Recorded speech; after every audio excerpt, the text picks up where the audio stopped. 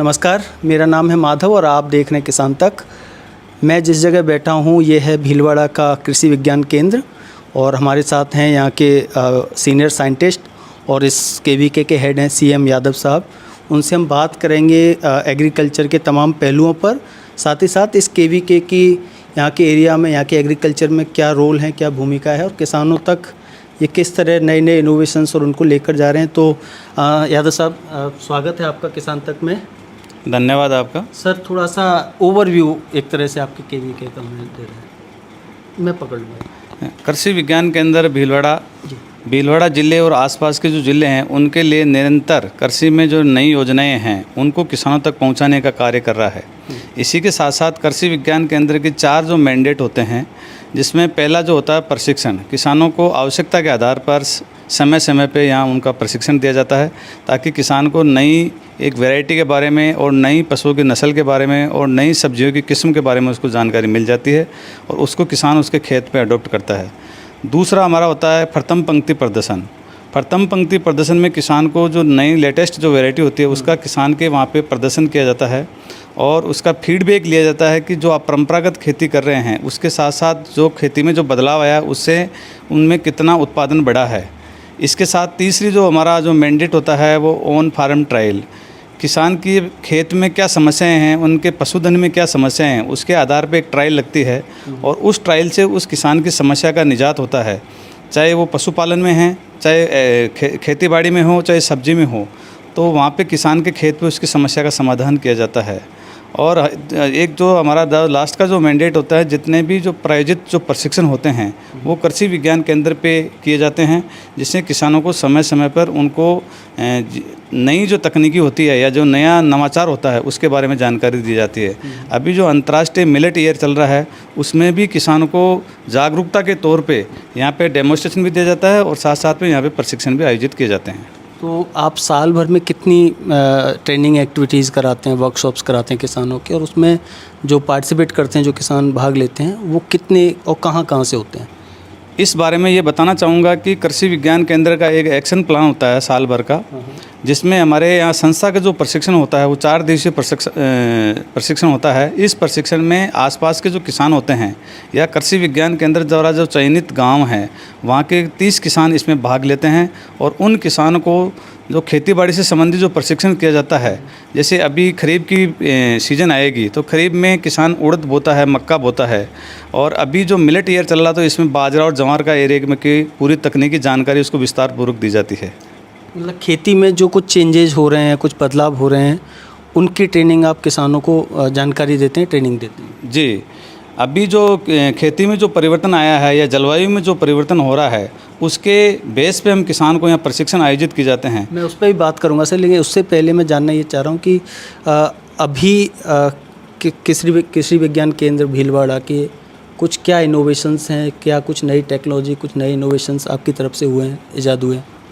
कृषि विज्ञान केंद्र भीलवाड़ा द्वारा जो इनोवेशन हुए हैं या जो नवाचार हुए हैं, उस नवाचार की श्रेणी में सबसे पहला जो हमारा चिक रेयरिंग यूनिट है, जिसको चूजा पालन इकाई कहते हैं, उसमें हम डे ओल्ड का चिक्स प्रतापधन का जो चिक्स है उदयपुर से लाके यहाँ पे रेयर करते हैं। प्रतापधन क्या है इसको? प्रतापधन एक मुर्गी की नस्ल है और यह नस्ल एक 3 मुर्गियों से मिलकर तैयार की गई है, जिसमें RIR है और यहाँ की जो लोकल मेवाड़ी है वो है, और एक तीसरी जो नस्ल है वो ब्रॉयलर को यूज लिया गया है। इससे और विस्तार से बताएं कि इसकी खासियत क्या है? इस प्रतापधन की जो खासियत ये है कि जो स्थानीय जो मुर्गी है जिसको मेवाड़ी कहते हैं, उससे उसका 4 गुना अंडा ज़्यादा रहता है। जो प्रतापधन है इसका 160 अंडे प्रतिवर्ष होता है, जबकि जो स्थानीय मुर्गी है उसका 40 से 50 अंडे ही आते हैं 1 साल के। दूसरा इसका जो बेनिफिट है किसान को, इसका जो बॉडी वेट है वो उससे करीब 60% ज़्यादा होता है। जैसे प्रतापधन का मुर्गा है वो 3 से 3.5 किलो का होता है और स्थानीय जो मुर्गी है उसका 1.5 से 2 किलो रहता है। उसका शारीरिक वजन और अंडा उत्पादन में उसका डिफरेंस रहता है, साथ में वो इस जलवायु में उपयुक्त है प्रतापधन। तो उस प्रतापधन नस्ल के चूज़ों को हम यहाँ रेयर करते हैं ब्रूडर में, और ब्रूडर के तहत रेयर करके उसमें जो मृत्यु दर है वो कम रहती है। 1 महीने तक उसको रेयर करके फिर ज़िले के किसानों को उपलब्ध कराया जाता है। ये एक हमारा नवाचार है। और इसके साथ जो दूसरा नवाचार है, अभी चाहे राजस्थान सरकार है चाहे भारत सरकार है, सभी का अंतर्राष्ट्रीय मिलेट्स पे काफ़ी जोर है। इस अंतर्राष्ट्रीय मिलेट में कृषि विज्ञान केंद्र भीलवाड़ा का जो ज़िला है, इसमें जवार का एरिया ज़्यादा है और इस जवार के एरिया में हम जवार की जो उन्नतशील जो वैरायटियाँ हैं वो किसानों को उपलब्ध कराएंगे और किसानों को जवार की पूरी तकनीकी जानकारी देकर जवार का एरिया बढ़ाया जाएगा और एरिया बढ़ाने के बाद जो प्रोडक्शन आएगा उसको किसान के खाने में और जो व्यंजन जो बनाते हैं, जैसे जवार की रबड़ी बनाते हैं, जवार का हलवा बनाते हैं और जवार के जो इसके खाने में जितने भी प्रोडक्ट बनाते हैं वो बनाकर उनकी हेल्थ में और उनका जो पोषण स्तर उसको सुधार किया जाएगा। जबकि इससे पहले ये होता था कि जवार को सिर्फ एनिमल फीड, जिसमें पोल्ट्री फीड है या एनिमल फीड में ही काम में लिया जाता था। तो आप जैसे आपने बताया कि जवार को लेकर के आप कुछ एक्टिविटीज़ और बढ़ा रहे हैं, उसको और उपयोग में लाने की, मेनस्ट्रीम में लाने की कोशिश कर रहे हैं। इस तरह का जो हमारा ट्रेडिशनल फूड सिस्टम था, मिलेट्स ईयर मनाने का कुछ फ़ायदा आपको दिख रहा है अभी? जी हाँ, अभी जो जवार का इसमें जो ट्रेडिशनल फूड में जो बदलाव आ रहा है, अभी हमारे पास भारत सरकार से जो योजना आई थी कि इस पे मिलेट्स पे एक व्यंजन प्रतियोगिता गाँव में आयोजित करे। हमारे यहाँ पे जो चयनित गांव हैं डोली खेड़ा में और धूमड़ास में हमने यहाँ पे प्रशिक्षण दिया, उनकी प्रतियोगिता आयोजित की। महिलाओं ने काफ़ी बढ़ चढ़ के भाग लिया और उन महिलाओं में ऐसा उत्साह आया कि साहब हम तो इससे पहले इस जवार का कभी यूज नहीं करते थे। ये कब हुआ सर? ये करीब अभी 1 सप्ताह पहले व्यंजन हुआ था। इसमें करीब 7-8 तरह के व्यंजन जवार के बनाए, 4-5 तरह के बाजरे के बिस्कुट बनाए और उसकी बाजरे की रोटियां भी बनाई। तो उनमें एक काफ़ी उत्साह रहा और अब भी धीरे धीरे बदलाव आएगा डाइट में। गेहूं का जो जितना खपत हो रही थी उसमें कम रहेगा गेहूं का, और साथ में इसका सब्स्टिट्यूट बाजरा और जवार रहेगा। जिस तरह की आपने प्रतियोगिता की एक बात कही है, काफ़ी इंटरेस्टिंग है कि मिलेट्स को आप वापस से इंट्रोड्यूस कर रहे हैं, क्योंकि हमारा पारंपरिक राजस्थान का ट्रेडिशनल फूड बाजरा और ये सब चीज़ें हुआ करती थी। तो साल में कितनी करने का टारगेट है इस तरह के फेस्टिवल्स और ये प्रतियोगिता? जो अभी सरकार का जो है जोर है इस पे, जो मिलेट्स पे जो जोर दे रहे हैं सरकार की तरफ से, तो हमारा जो कृषि विज्ञान केंद्र का जो मैंडेट है, हर महीने में हम 2 ऐसी ट्रेनिंग करेंगे और इसके साथ साथ ऐसे टोटल जो 12 महीने हैं उसमें करीब हमारी 20 से 24 ऐसी ट्रेनिंग होगी और साथ में करीब 400 से 500 किसानों को इसमें बेनिफिट किया जाएगा और उन महिलाओं को ट्रेंड किया जाएगा। जो महिलाएं अच्छा सीख रही है, जो इसको अडॉप्ट कर रही है, उनको हमारे कृषि विज्ञान केंद्र की तरफ से पुरस्कार भी दिया जाएगा। अच्छा सर, अभी आपने जलवायु परिवर्तन की बात जो कही थी, हम देख रहे हैं कि खेती पर क्लाइमेट चेंज का असर बिल्कुल अब क्लियर दिखने लग गया है चीज़ें, कि मौसम बहुत चेंज हुआ है। कृषि वैज्ञानिक होते हुए आप इसको किस तरह से देखते हैं और इसका जो चैलेंज है खेतीबाड़ी पर और आम किसान पर, आप किसान को किस तरह से ट्रेंड कर रहे हैं कि ये क्लाइमेट चेंज है, इसके लिहाज से इस तरीके से आपको खेती का पैटर्न बदलना पड़ेगा? ये जो अभी प्रक्रिया है शुरू हुई है कि नहीं, और हुई है तो फिर वो किस स्टेज में है? जहाँ तक जलवायु परिवर्तन की बात है, कृषि विज्ञान केंद्र भीलवाड़ा में निकरा का एक प्रोजेक्ट चल रहा है। निकरा का प्रोजेक्ट जो है वो एक जलवायु अनुकूल परिवर्तन के हिसाब से जो खेती की जाती है वो इस निकरा प्रोजेक्ट में आती है। उसमें हम ये देखते हैं कि जो अभी जैसे लगातार जो बारिश हो रही है वो एक जलवायु परिवर्तन का सिम्टम है। कभी टेम्परेचर रेज हो रहा है, कभी टेम्परेचर कम हो रहा है, तो वो एक जलवायु परिवर्तन का सिम्टम है। तो ऐसी कंडीशन में किसान अपने खेत में जो नमी है उसको कंजर्व करता है और जब पहली बारिश आएगी तब वो उसकी सोइंग करेगा। और उस समय सोइंग में ये देखा जाता है कि जो शॉर्ट ड्यूरेशन की जो वैरायटी है या जो टेम्परेचर को सहन कर सकती है, ऐसी वैरायटी को किसान को सजेस्ट किया जाता है, ताकि जो जलवायु परिवर्तन हो रहा है उस परिवर्तन में जो फसल का जो उत्पादन का जो लॉस हो रहा है वो उसको नहीं हो।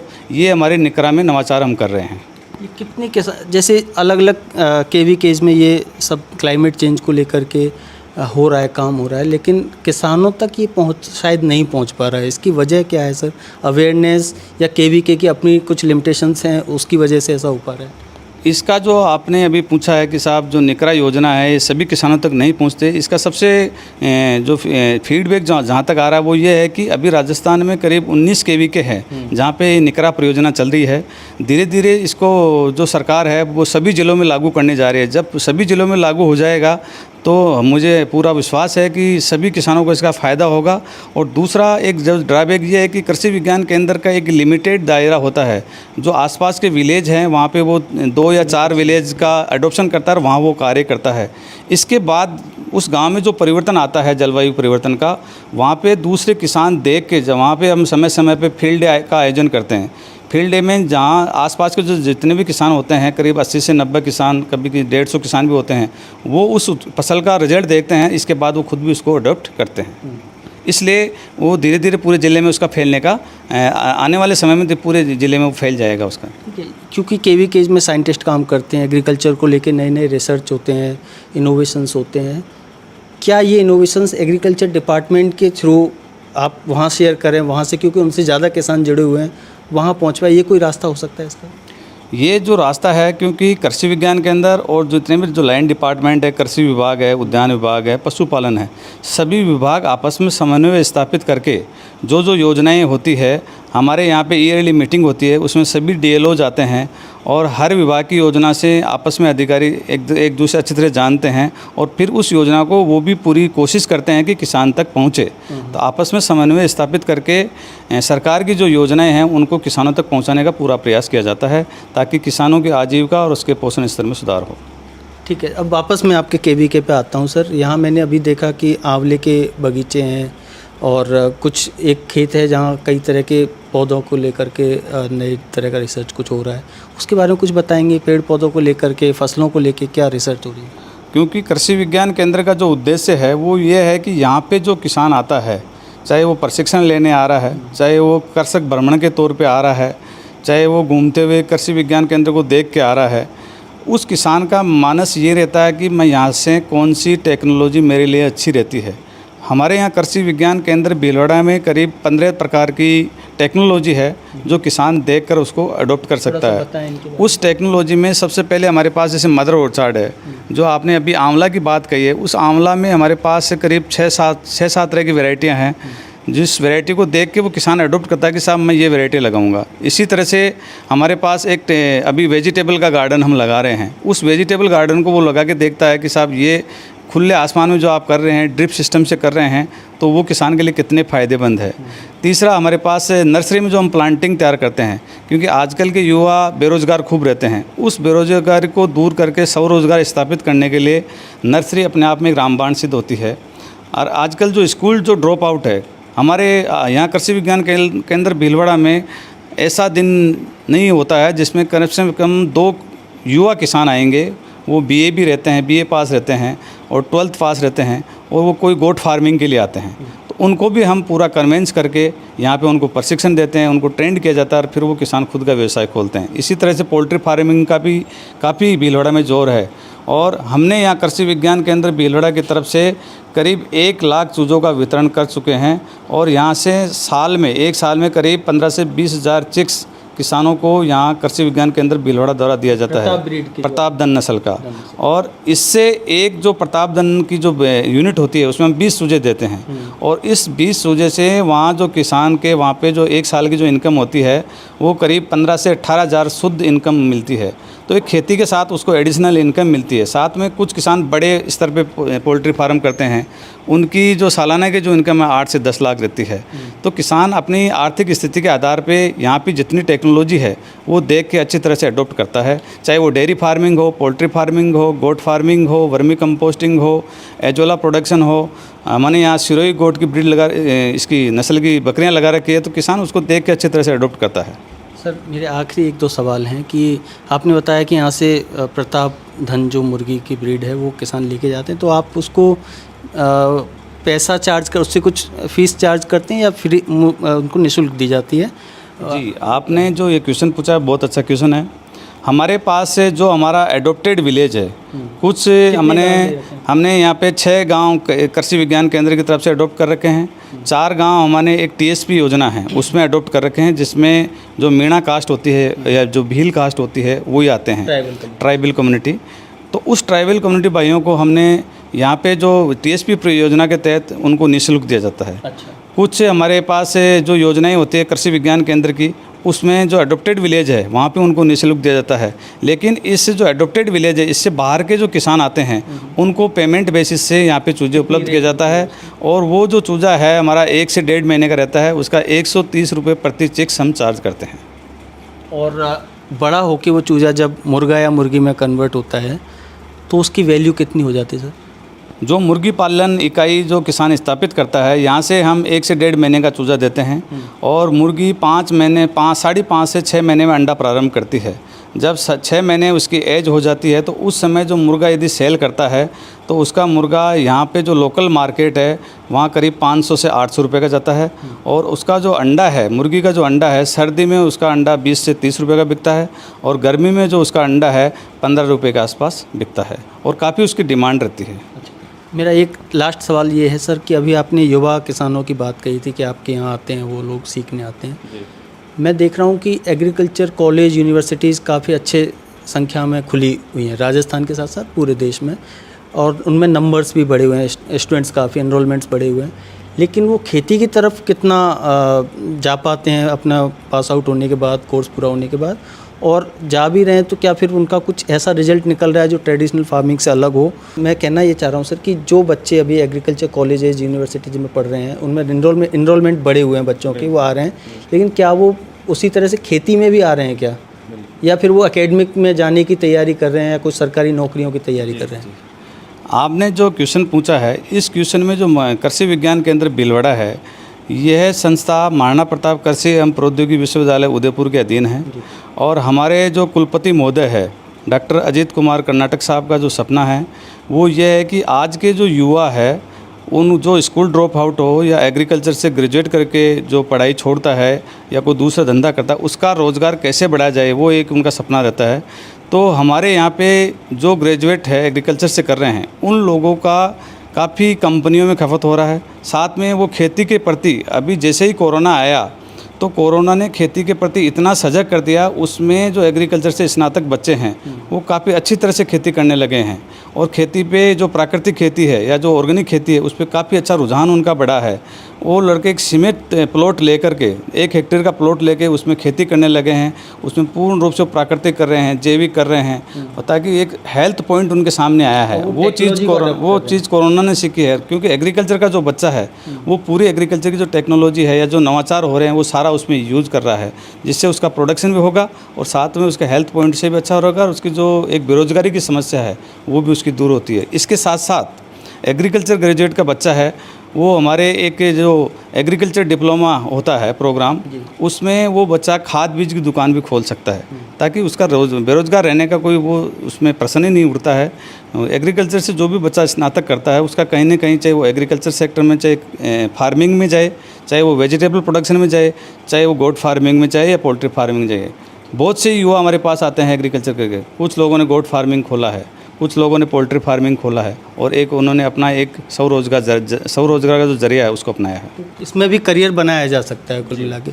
तो ये थे हमारे साथ सीएम यादव, जो केवी के भीलवाड़ा के हेड हैं और सीनियर साइंटिस्ट हैं। उम्मीद है आपको वीडियो समझ आया होगा।